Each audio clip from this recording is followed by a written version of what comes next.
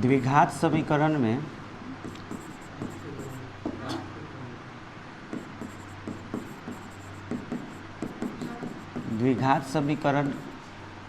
ax² plus bx plus c बराबर 0 का मूल्य जो होता है वो अल्फ़ा बीटा होता है। तो इसका जो गुणनखंड होगा,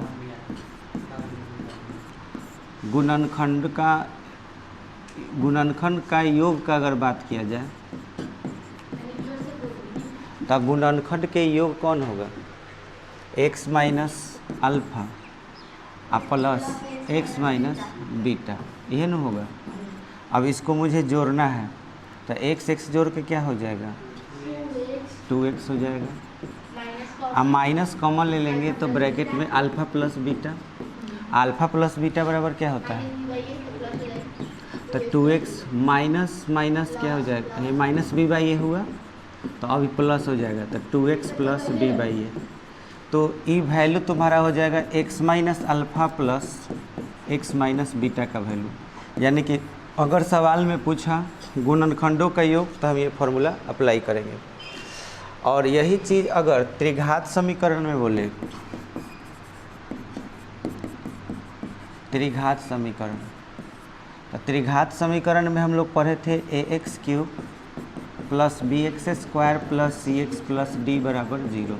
ठीक है, तो पहला बात कि अगर इसके 3 ठो फैक्टर होंगे, एक माइनस अल्फ़ा होगा, एगो x माइनस बीटा होगा, एगो x माइनस गामा होगा बराबर में 0, यही ना फैक्टर होगा। तो अगर मैं इसको गुना कर दूं, x माइनस अल्फ़ा छोड़ दिए और x से गुना किए इसमें, तो x² माइनस गामा x होगा और फिर माइनस बीटा x होगा, फिर प्लस बीटा इंटू गामा, यही ना होगा बराबर में 0।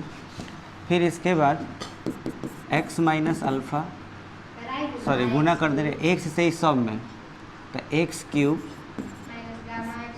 Minus gamma x² minus beta x² plus क्या हो जाएगा? Beta gamma into x, minus alpha से गुना होगा तो माइनस अल्फ़ा x², फिर इससे गुना होगा तो प्लस अल्फ़ा गामा x, फिर plus alpha beta x minus alpha beta gamma equal to 0।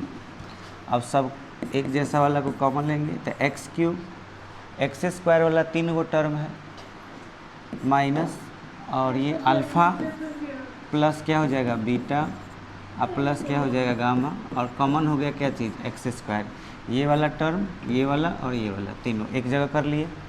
फिर x वाला टर्म पे आ जाओ यहाँ पे, तो इसमें सब प्लस है तो x कॉमन लेंगे तो आ जाएगा alpha into beta plus beta into gamma plus gamma into alpha into x, और साथ में और क्या आ जाएगा लास्ट में? Minus alpha into beta into gamma equal to 0। अगर हम कंपैरिजन करना चाहें ऊपर वाला से, तो यहाँ पे हम लोग देख पा रहे हैं कि यहाँ a मौजूद है, इसमें आप ठीक से देखिए, इसमें a मौजूद है और इसमें क्या a मौजूद है? नहीं, यहाँ पे है नहीं है।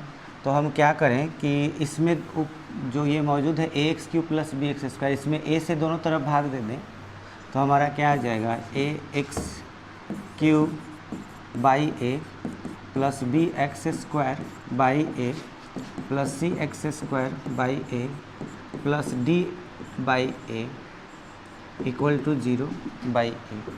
तो फाइनल आपको क्या मिलेगा? a तो कैंसिल हो गया, तो x³ plus b by a into x² plus c by a into x² यहाँ पे नहीं होगा,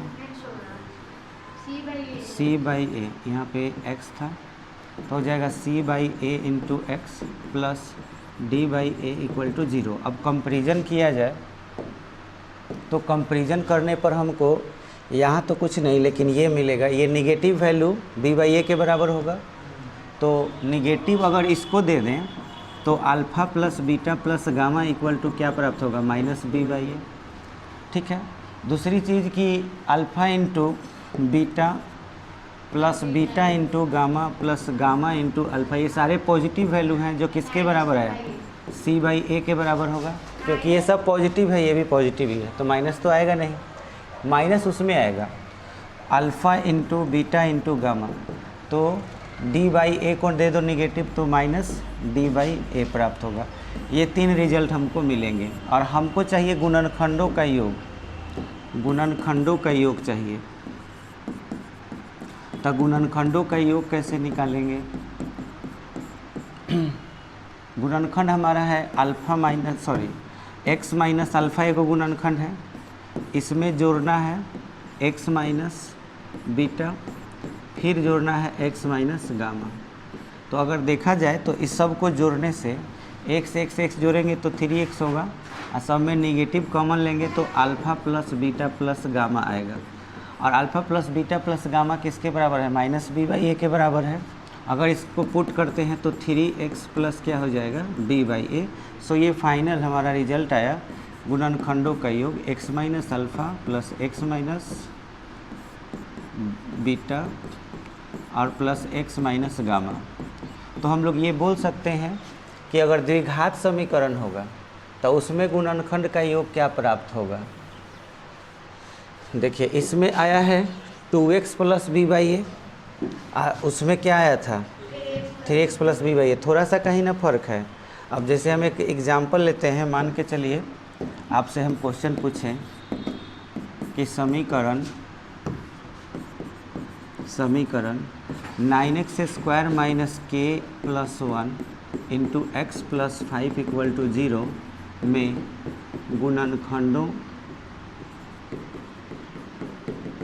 गुणनखंडों का योग ज्ञात करें। तो बताइए क्या आंसर होगा?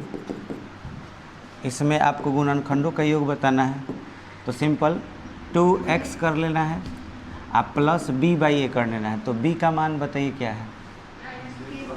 माइनस में है तो आप माइनस के प्लस 1 कर लीजिए।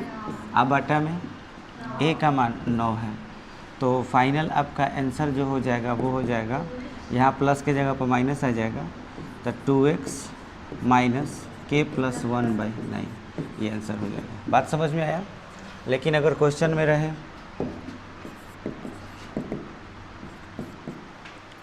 जैसे हम लिख दें 4z³ minus 3z square plus 5z plus 9 में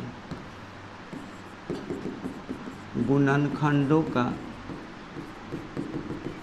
योग ज्ञात करें। तो बताइए क्या आंसर होगा इसका आंसर? तो इसमें सीधे सीधे हम 3x लिख लेंगे आप प्लस b बाई ए। तो b का वैल्यू कितना होगा? -3 हो जाएगा और a का वैल्यू कितना है? 4। तो आंसर 3x माइनस 3/4। क्लियर हुआ? अब कुछ हम लोग एग्जाम्पल देखेंगे। जैसे ये सवाल देखिए, द्विघात समीकरण के गुणनखंडों का योग बताइए तो जल्दी से क्या होगा? तो गुणनखंड के b थी 2x आप प्लस b बाई ए, तो b का मान क्या है? 24 और a का मान क्या है? 4। तो कितना हो जाएगा? 4 × 24। तो आंसर 2x प्लस 6 हो गया। इसके बाद ये तो 5 नंबर क्वेश्चन था, ये बताइए। कह रहा है कि द्विघात समीकरण के मूल व्युत्क्रमानुपाती हैं। व्युत्क्रमानुपाती मतलब क्या होता है? उल्टा। तो एक मूल अगर अल्फ़ा है तो दूसरा बीटा का वैल्यू किसके बराबर है? 1/अल्फ़ा के बराबर है। अब ये कह रहा है तो k का मान क्या होगा? तो बहुत ही सिंपल, k का मान देखिए किसके जगह पे आया है? यहाँ पे आया है। तो आपको याद होगा मैंने बोला था कि मूल अगर एक दूसरे के व्युत्क्रमानुपाती हो तो डायरेक्ट a का मान किसके बराबर होता है? c के। याद आया? नहीं याद आया? आपको बोले थे कि अल्फ़ा इंटू 1/अल्फ़ा करेंगे, लेकिन फार्मूला होता है c बाई ए, तो ये कट जाएगा तो c किसके बराबर होगा? तो ये फार्मूला याद रखना है कि जब भी मूल व्युत्क्रमानुपाती होगा तो कुछ सोचना ही नहीं है, ये वाला वैल्यू लास्ट वाले शुरू वाले वैल्यू के क्या होगा? बराबर होगा। तो k² बराबर 16 करेंगे तो k का मान प्लस माइनस 4 आ जाएगा। तो आंसर हो जाएगा b। बोलो क्लियर हुआ? नेक्स्ट क्वेश्चन है कि k के किस मान के लिए समीकरण इतना के मूल वास्तविक होंगे? तो मूल वास्तविक कब होता है? जब d का मान बड़ा हो किस चीज़ से? 0 से। या बराबर भी रहेगा तो काम चल जाएगा। अब इसका फॉर्मूला हम लोग पढ़े हैं कि बी स्क्वायर माइनस 4ac होता है, so greater than and equal to क्या होगा 0। बी आपका कितना है -1 है, तो -1 का स्क्वायर क्या होगा 1। फिर 4ac करना है, तब 4a का मान k और c का मान -2, तब प्लस में 4 और a और k और कितना हो जाएगा टोटल 8k हो जाएगा, greater than and equal to 0। अब आप 1 को इधर भेजिए तो 8k is greater than and equal to -1, so k is greater than and equal to -1/8। तो आंसर क्या हो जाएगा C हो जाएगा। ठीक है। क्वेश्चन नंबर 3 देखिए, कह रहे हैं कि इसके दो मूल परिमाण में क्या हैं बराबर हैं। दो मूल परिमाण में बराबर हैं लेकिन चिन्ह में विपरीत हैं। इस बात को समझिए, परिमाण में बराबर का मतलब हुआ कि अगर एक 5 है तो एक -5 है, लेकिन चिन्ह में क्या है विपरीत है। तो आप एक तरह से ये समझिए कि एगो अल्फ़ा है तो एगो माइनस अल्फ़ा है। बीटा का मान किसके बराबर है माइनस अल्फ़ा के बराबर। अब आप अल्फ़ा प्लस बीटा बराबर फॉर्मूला पढ़े हैं -b/a। अब सोचिए बीटा के जगह पर माइनस अल्फ़ा रखिएगा तो क्या होगा अल्फ़ा अल्फ़ा कट जाएगा, तो b का मान किसके बराबर आएगा 0। तो ये फॉर्मूला है, याद रखना है कि जब कभी चिन्ह विपरीत हो और मूल का परिमाण क्या हो बराबर, तो x का जो गुणांक होता है, जैसे x² plus bx plus c बराबर 0, तो x का गुणांक कौन है b, तब b का मान ऑलवेज क्या रहेगा 0 रहेगा। तो आपको इसमें ज़्यादा दिमाग नहीं लगाना है, सीधे सीधे यहाँ पे देखना है, ध्यान रखना है कि हम ये जानते हैं कि अगर ऐसा रहा कि परिमाण बराबर है चिन्ह विपरीत है, तो सीधे हम x का गुणांक देखेंगे कि क्या है।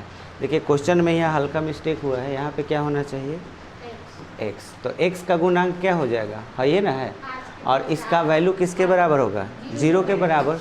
तो 5k प्लस 18 जो है वो 0 के बराबर होगा, तो k का मान क्या होगा -18/5। समझ में आ गया, तो आंसर हो जाएगा b। क्लियर। नेक्स्ट क्वेश्चन है कि व्यंजक x² प्लस 1/x² -6 के गुणनखंड का अंतर बताना है। तब पहले इसके गुणनखंडों का अंतर बताना है। तो इस देखिए ये द्विघात समीकरण नहीं है। पहला बात कि अगर लघुत्तम लीजिएगा तो x का पावर 4 आ जाएगा, तो ये द्विघात समीकरण नहीं है। तो इस सवाल को कैसे बनाएंगे ध्यान दीजिएगा। x² प्लस 1/x² -6 है ना, इसको तुम लिखना चाहो x² plus 1/x², a² plus b² plus 2 a के जगह पर x, b के जगह पर 1/x, ऐसे लिख सकते हो। देखो तो आखिर कटिए जाएगा, लेकिन हम अलग से नु +2 लिए हैं, तो यहाँ पे मुझे क्या लिख लेना चाहिए, कोई ऐसा नंबर लेना चाहिए जिसके वजह से आपका 6 आ जाए। तो मैं यहाँ पे अगर निगेटिव वैल्यू लेता हूँ -2ab का, तो उससे ज़्यादा लाभ मिलेगा। कैसे ज़्यादा लाभ मिलेगा देखो, ऐसे अगर हम लिख दिए तो ये तो -2 रहा, मैं अगर -4 लिख दूँ तो -4 -2 मिल के फिर क्या हो जाएगा। तो इस तरह से लिखने से तो कोई प्रभाव नहीं पड़ा, लेकिन हाई फार्मूला पे आ गया a माइनस बी के होल स्क्वायर पर। तो a का वैल्यू क्या है x, अब b का वैल्यू क्या है 1/x, तो इसका होल स्क्वायर हो गया। मैं चाहूँ तो 4 को 2 का स्क्वायर लिख सकता हूँ। अब ठीक से देखो ये पूरा a² है -b² है, तो हम इसको a प्लस बी यानी कि x माइनस 1/x प्लस 2 लिख सकते हैं, एगो लिख सकते हैं a माइनस बी यानी x माइनस 1/x माइनस 2, ऐसे लिख सकते हैं। अब आप देखिए क्या कह रहा है गुणनखंडों का अंतर, तब गुणनखंड तो है ना हो गया। अब इसका अगर आपको अंतर चाहिए तो अंतर का मतलब हुआ कि इस पद से इसको क्या करिए घटा दीजिए, मतलब कि x माइनस 1/x प्लस 2 से माइनस कर देना है किसको, x माइनस है तो क्या हो जाएगा +1/x, अब माइनस है तो क्या हो जाएगा +2। तो देखिए x कट गया, 1/x कट गया, तो 2 क्या आ जाएगा 4। तो हमारा आंसर हो जाएगा डी। बोलो बुझा गया।